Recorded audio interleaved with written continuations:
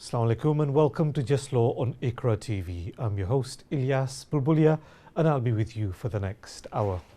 As our regular viewers are aware, on Just Law we normally discuss an area of law which is of interest to you, our viewers. Secondly, more importantly, Just Law is a live show.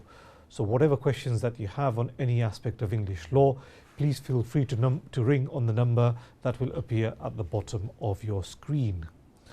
Now, on this show, I should be able to cover a wide range of English legal matters ranging from immigration law matters, family law matters, criminal matters, etc. So whatever your questions relate to, please feel free to ring on the number that appears at the bottom of the screen, and I can hopefully give you some guidance in relation to the questions that you have. Just a couple of points before we get going. Obviously, on a live show, it's not possible to have a very thorough discussion with callers. If it transpires that I need to speak to you in depth later on, then I will ask you to leave your number with the control room and I will have a more in-depth conversation with you off air. Just a small point. Obviously, it's not possible to look at documents whilst live on air. And again, if it transpires that I do need to look at your documents before I can advise you in detail or properly, I will ask you to send your documents to me after the show finishes. But in the vast majority of matters, whatever questions you have on any aspect of the law, please give us a ring. Now, we get numerous questions on immigration law matters, which is fantastic. And bearing that in mind, what we do is, in terms of the topic that we discuss, which is hopefully useful to our viewers, we try and choose a topic relating to immigration law matters. Now, as it's the new year, first show in the new year, what I've decided to do is to start from one of the first topics that we've always covered, and that is to do with immigration law, and in particular to do with spouse applications, how somebody can sponsor the husband or wife to come to the United Kingdom so that they can settle with them. And over the next few weeks, what we will do is go through the immigration system, from the various different types of applications that can be made from abroad, a spouse application based on different types of income, etc. Any other types of applications that can be made to sponsor a husband or wife to come to the United Kingdom. Later on, we'll look at how that initial visa that's granted, how that can be extended, and then later on we'll look at, in other shows, how you can apply for indefinite leave to remain in the United Kingdom. If there are problems, what alternatives that people have who have come to the United Kingdom as spouses. And ultimately we will look at nationality applications, which is sort of the last stage of the process, and we'll then look at other different types of applications, such as student applications, work permits, business visas, European visas, etc. So that's basically what we will do in the coming weeks and coming months. But the first topic, which generates the vast majority of questions by our viewers, is how a successful spouse application can be made to sponsor a husband or wife to come to the United Kingdom. Now, over the years, what the Home Office has done, what the government has done, as successive different governments have come in, is tweaked with the immigration rules. And what we have at the moment is quite different to what was in place 10 years ago. Certainly when we started out in practice, the rules were much more limited, much easier to fulfill. But as years have gone by, as different governments have come in, we've had different rules that have been introduced. Now, the current rules that we have for spouse applications were introduced in summer 2012. That's when the rules, immigration rules, were substantially amended. And that's what we have really for the last 8 years or so, 7 years or so, in terms of the new system for spouse applications. Now, in some respects, it's more difficult to comply with, because you had the introduction of the 18,600 requirement, the financial requirement. Just slightly before that, you had the introduction of the requirement that spouse had to pass English, etc. There were various requirements as to what kind of documents you had to submit, but that's the new system that came in summer 2012. Now, what does somebody who's here in the United Kingdom, the husband or wife, what do they need to do when they are looking at sponsoring their husband or wife to come to the United Kingdom?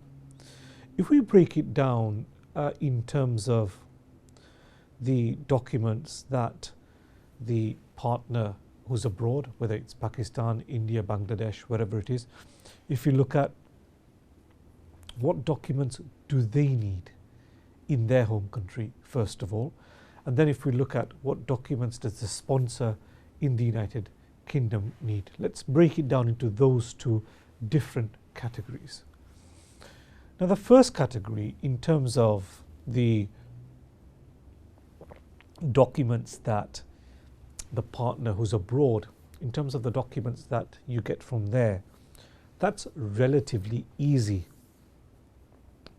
The vast majority of the work, the vast majority of the documents, the vast majority of the requirements are to be fulfilled by the person who is in the UK citizen, or the person who's got indefinite leave to remain. The job is much easier for the partner who is abroad. In most applications, there are only 3 or 4 key documents that you need from your partner who is abroad, and they are relatively easy for them to fulfill. I say 3 or 4 because the 4th document is simply a copy of their passport, which shouldn't be difficult for them to get. So what are the main requirements that the partner has to fulfill from their home country? What do they need to do? Let's take our first call before we go into this in greater depth. Hello, Assalamu alaikum. Hello. Wa alaikum salam. Hello. Hello, Assalamu alaikum. Thank you for calling. What's your question? My question is that I'm coming UK in next month. Okay. I'll be doing study. Okay. But I want to change my university within the 6 months. Okay. Is it possible? Okay. Naim Bhai has given your number. All right. Okay. Okay. No problem. So, which kind of course are you coming to do in the United Kingdom? Computer science. Okay. Is it a degree level course you're doing? Is it degree? Yeah. Degree level? Yeah. Okay. Once you bachelor's degree. Okay, at a university in the United Kingdom, right? So once you come to the United Kingdom, obviously you'll be enrolled at this particular university, and you're going to have to start there on time. After that, if you want to change, it is possible. You would need to get either the same university to sponsor you for the new course, or if you want to go to another university, you'd have to get that university to sponsor you. But it is possible to change the course, and it's also possible to change the sponsor as well, the university as well. That's possible. But the key thing is, once you get the visa, you're going to have to start at the university and start the course. Is there any consequences to change the university? No, it's permissible. The Home Office might want to know why you're doing it, and it may well be that you're not interested in the course that you've enrolled for. You want to do something else. That's absolutely permissible. There's no problem with that. You can change. Certainly at the initial stages is not a problem, because the new system that they have is that they're okay, somebody who's coming to do a bachelor's degree, they're okay with them staying in the United Kingdom for 4 or 5 years or so. So there's no problem in terms of time limits for you. It's not like you've spent too much time in the United Kingdom and you've got a time limit that's approaching its end. So the time limit isn't the problem, because you're looking at transferring quite early on. So that's not a problem for you. Okay. Actually, I have applied in Coventry University. Okay, that's And fine. after that, I will be changing at Demonfort University in Absolutely. Leicester. Okay, okay, okay. I mean, from your Okay, perspective, it just depends on whether you want to complete the first year or you don't want to complete the first year. You need to decide because you might lose that first year. actually, I will be studying first year in Coventry, and then afterwards I will look because the the funding is quite high, Absolutely. and Because, I'll be taking full. huh, I will be taking full-time course, I understand. That's what and I think it can maybe the best thing for you to do is get the first year out of the way. You've probably paid a lot of money already. Get the first year out of the way, and then the next year do that at a different university. okay. The procedure will be the same or something different. The process will be similar in the sense that you will get a sponsor again. Like this time you've got Oh, Coventry University to so be I your. have to. So I have to again apply for UCAS letter Yes, from another university. yes, that's it. So in the same way you've got a CAS letter now from Coventry, in the Okay. same way you'll get a CAS letter from, um, let's say, De Montfort University, and you'll use the CAS letter to change your visa in the United Kingdom. Okay. And what is your opinion on Demonfort University? In Is terms it of, good in yeah, it's a comparison good. with the Queen's I University? think probably it depends on the courses, etc. But De Montfort's a good university, and in terms of location, fantastic. Leicester's a good location to study at, and De Montfort certainly has a good reputation. So Coventry, I suspect, is a smaller university. De Montfort is more established university. So No, actually, I have searched on that. It's showing in UK it has 13th number rank in compared to Demonfort University. It is showing that Demonfort is 49 or something. okay, it depends really on the course that you're doing and where it is for the course that you're doing. It just depends. So different universities for different courses will have different rankings. But the problem you have at the moment is because you've applied on the because on the basis of Coventry, and I suspect you've paid some fees to Coventry as well. Just get your first year done at Coventry, and once you're in the UK, that gives you a lot of time to work out where you Okay. want to go. You become more familiar with different universities. It gives you a lot of time. It may be that you decide you don't want to go to De Montfort. You might want to try Leeds University or Leeds Metropolitan University. It gives you a lot of options once you're in the UK, once you're studying. You might find you like Coventry. You might want to stay there. So, Yeah, you do. everybody is saying, even my brother is saying that first you go there and just see what is the scenario. After Huh. that, you there are chances that you can like go and see university. Ah, you've got the option there to see whether up north, maybe Bradford, Leeds, whether you like that, or whether you want to try De Montfort or maybe a London university. You have a lot of options once you're in the UK. So I think what you're doing is And right. is there any option in like I have taken full time course. Is there any option for work or something like that? How many hours I can do part time Yeah. job or something? So in terms of Do, working, do you have any information on that?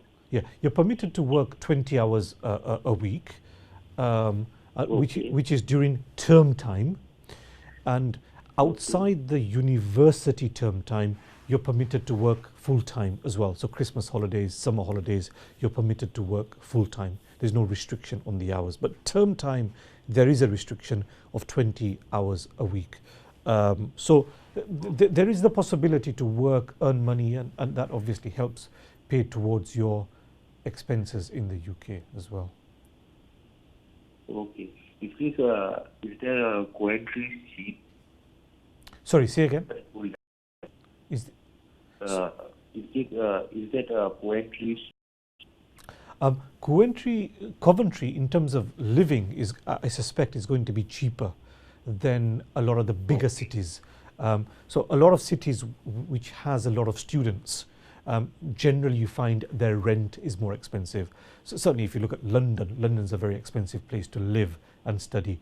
But in the smaller towns, definitely, if you look at rent to begin with, in practical terms, rent's going to be lower generally in the smaller towns and smaller cities. Sorry, I think you've been your call's been ended. But look, thank you very much for your call, and I wish you all the success at Coventry, De Montfort, wherever you decide to study. But I think once you're here, once you've had a look around, you may you'll have certainly a better idea as to where you want to continue studying. But in answer to your legal question, there's no difficulty in changing courses. And I think the best time to do it, like you said yourself, would be wait for the first year to come to an end, and then look at, if you really do want to move, look at moving at the end of the first year, beginning of the second academic year. So thank you very much for that. Just going back to what we were discussing before we took the call, which is in relation to spouse applications, how a husband or wife can be sponsored to come to the United Kingdom. And what I was saying just before I took the call was that there are certain documents that the partner needs to get from their home country. And what are those documents? Documents, only 3 or 4 documents. It's relatively easy for the husband or wife who's abroad. Obviously, when they apply for a visa, they will need a valid passport for their home country. That obviously doesn't cause any difficulties. Most people will have one, or if they don't have one, they'll make a valid passport for their home country. That's relatively straightforward. The slightly difficult, and it shouldn't be that difficult, the slightly difficult requirement that needs to be fulfilled is that the partner abroad has to pass an English test. Now, this is a requirement which has been in place for a long time, and the level of English that needs to be passed is actually quite low. It's referred to as an A1 test in English. The lowest form of English test that currently has, but where somebody's applying to the United Kingdom, it's at the lowest level, A1. And the way the English test system works for spouse visas is that initially, for the partner visa, the A1 test is done. For the extension, the A2 test is done, and then once somebody applies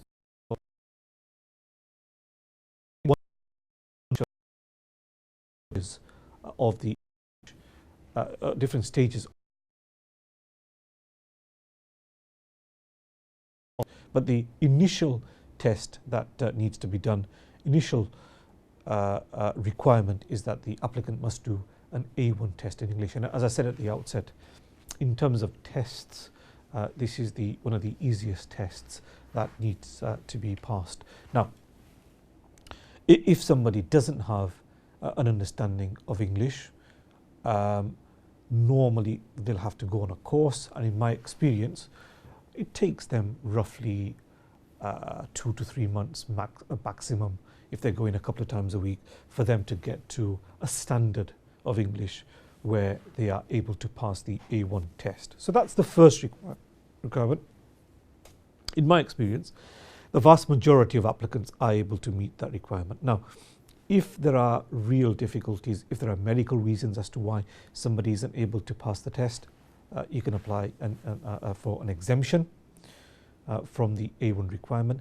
If somebody's quite old as in you have to be at least 65 years old, then you can apply on you can rely on the age exemption from the English test as well.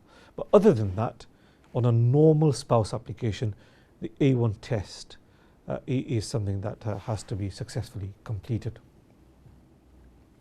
Those who are coming as spouses, as partners of European nationals, they don't need to pass an English test at all, and that's a topic that we can deal with on another show. But as far as your normal spouse application is concerned, the partner who's abroad has to pass the English test. So that's the first real requirement that they need to fulfill. The second requirement, again, shouldn't really be problematic, is to do with the TB test. Let me take the next call and then I'll return to this after that. Hello, Assalamu alaikum. Assalamu alaikum. Ji, walaikum salam. Ji, thank you for calling. Ji. मैं अगर भी तो सही किता था अगर है निके मारे नंबर ही की दास्ते तो मुरी सवाने से करसान कोई नहीं मुरी बता दे जी आपने नंबर छोड़ा था लास्ट टाइम हाँ नंबर तो सानू दिता था मैं फोन पर हूं जी तो तुसी अपना नंबर देसो मेनू जी वो क्या हुआ था कि आपने नंबर तो छोड़ा था मगर एक डिजिट कोई रॉन्ग लिख लिया था तो मैं आपको कांटेक्ट ही नहीं कर सका और आपने फिर नेक्स्ट वीक में फिर फोन नहीं किया था मैंने निके नहीं कोई प्रॉब्लम सी तो मैं पूछनी थी भाई निके मारे शादी मुल्का जो करी ते आवा था हुन क्या पता क्या उसी मैं पूछता भाई मतलब क्या करने तरीका क्या होना जी जी ठीक है तो आप ऐसे करो आप आपका नंबर है ना छोड़ जाओ मगर आप बस प्रॉपर छोड़ जाओ आपका नंबर मेक श्योर करना कि इसमें कोई नंबर में गलती ना हो जाए क्योंकि लास्ट टाइम मैंने ट्राई किया था फिर नंबर में कोई प्रॉब्लम था मैं आपको फ़ोन नहीं कर सका तो आप नंबर छोड़ जाओ प्रॉपर तो इंशाल्लाह मैं आपको शो फिर जब हो जाएगा मैं फ़ौरन आपको फ़ोन कर दूँगा ठीक thank you very much for your call So just going back to this, the second requirement was the TB test. Now that shouldn't really cause any difficulties. It's simply a medical test that's done. Now in the few cases that we do come across where they do suspect that the person has TB, and it's really they're testing for TB, nothing else. If they find that the person is tested positive for TB, all that happens is that they are asked to go on a certain medication for a couple of months until the problem clears up. So, but in the vast majority of cases, it's not a problem. So, the first thing that the partner who is abroad is doing is that they must pass the English test. And that English test is valid for 2 years. So, there's a lot of validity there. They should really get on with that as soon as they can. The second thing that they need to do is pass the TB test. Now, with the TB test, really you should do it around the time that you are ready to make the application. The reason I say that is that the TB test is only valid for 6 months. So the English test is valid for 2 years. Do it as soon as you can. The TB test is only valid for 6 months. So do the test when you're ready to apply. Now it's a relatively straightforward process. Now the third requirement, the third document that you will need from your partner who is abroad is that you will need a valid marriage certificate. Now that's assuming that the application is being made on the basis of marriage. It is possible to apply as a fiancé. It's possible for your partner to come here and for the marriage to be registered here as well. But in 95% of cases, applications are made on the basis of marriage. So the third requirement, third document that your partner will need to obtain is your valid marriage certificate. Now, in terms of valid marriage certificates, it has to be a certificate normally issued by a government department for the vast majority of countries. So for Pakistan, normally the marriages, the Nikah-nama is registered with the Union Council or for the Tehsil Mufti office, and so these departments will issue certificates. It may well be that if it's outside Azad Kashmir, they'll be able to get an address certificate as well, marriage certificate from the national database. So that's what you're showing, an official marriage document. If you take India, for example, they have a system where Islamic marriages are registered with the registrar. So the registrar, in the same way that we have here, we have a registrar for deaths, marriages and births. There's a similar system there. The Islamic marriage certificate is taken to the registrar for marriages, and the registrar registers the marriage as well, and that's the certificate that the Home Office will want. So essentially what we're looking at is, in terms of the document for the marriage, it's the official marriage document that you need to obtain from your partner's home country, and you've got to make sure it is the official document that you get. And for most countries, that document will be issued by government department, or in the Middle East, normally they have the court who issues that official certificate. But when you see it, you know, okay, it's the right one. It'll have the government department or the court's logo, etc. On it. Now, they're the 3 or 4 key documents. You've got the you've got the passport of your partner, you've got the English certificate, you've got the TB certificate, you've got the marriage certificate. Now, the marriage certificate, obviously, it's a straightforward document, but there can be complications in terms of whether the marriage that you've done, even if it's legal in the country that you've done it, whether it will be recognized in the United Kingdom or not. So what I want to do after we come back is look at the issue about whether the marriage, when the marriage is legal, and when it won't be accepted as a valid marriage. So that's quite a complicated issue, and people do run into difficulties over that. So let's look at the issue about marriages after we've come back from our short break.